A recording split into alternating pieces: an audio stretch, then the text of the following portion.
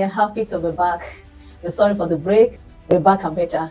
Now we'll be talking about the few questions some other people have raised in our few like 1, 2, 3, 4 few videos. We'll be talking in response to questions and conversations that people have with us in based on them listening to the past videos.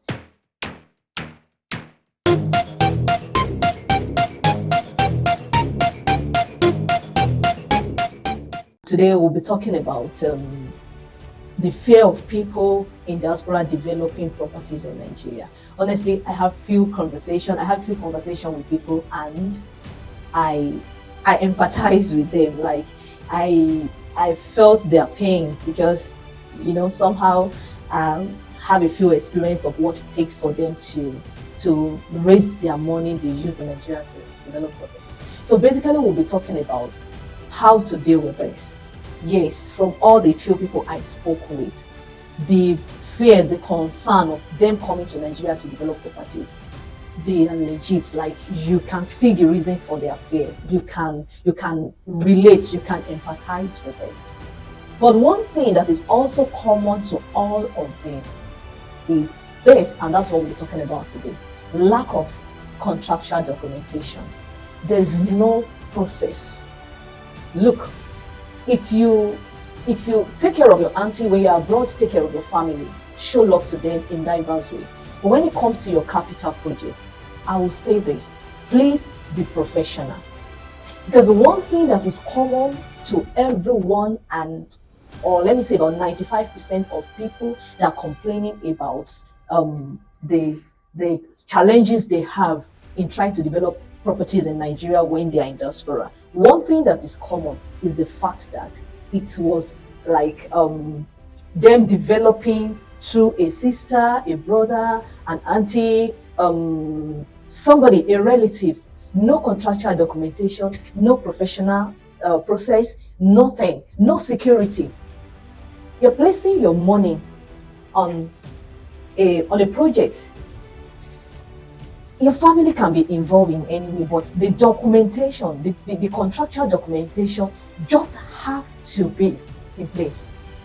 And I'm going to start by saying that many of you say, oh, I don't have money for professionals, I don't have money to involve professionals, and my auntie said she built one, my uncle said she has supervised one before, or my uncle's son is an engineer or something. Let me tell you, when you engage a good professional, and I repeat, when you engage a good professional, from what you will have wasted when you are doing it in your own way, you pay for the professional and you still have savings.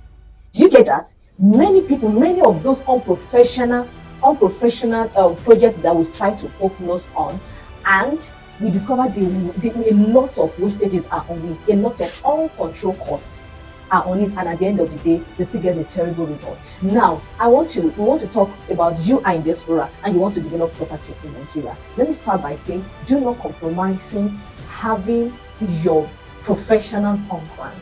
Do not compromise the fact that your contractual document have to be in place and signed.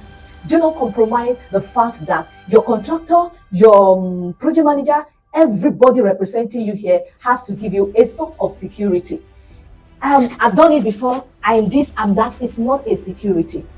Security means a documentation that shows that if you messed up, I'm getting my money back this way, and this could be in form of bond, it could be in form of warranty, it could be, but everything has to be documented. And look, the world has gone so easy with technology. You are abroad, it could be US, UK, Canada, or anywhere, you are developing property in Nigeria. Nothing stop you from being part of your site meeting. They can put you online.